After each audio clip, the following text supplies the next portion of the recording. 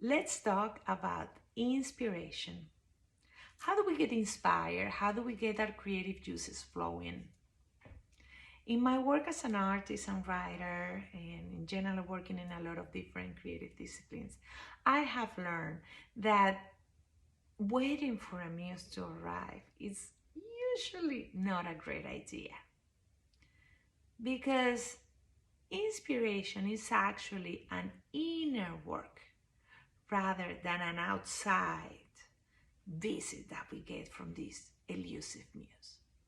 So how do we feel inspired? How do we find that inspiration? So inspiration comes from the word in Latin, inspiratus, which means breathing life. And I love that because isn't that what artists have been doing for generations? Thousands of years of breathing in life into a canvas that then becomes a painting. Random notes that become symphonies, and paper and ink that become beautiful poems. So what can we learn about artists that are so good about breathing in life into something new? There are three ways that we can achieve this. The first one is actually to live with our senses open. We tend to be in our heads and completely disconnected from the world. We're not present. So by start connecting with our senses, we're actually getting a lot more information from the outside world. That prime matter is what is going to become new creative pieces. So live in our senses. The second one is discipline. Work constantly at the craft that you want to develop. Don't wait to sit down to write until the muse comes. Start writing every day. And one day you'll feel, wow, this is really flowing. Show that muse that you are more than ready, and you'll see how suddenly you get more and more ideas.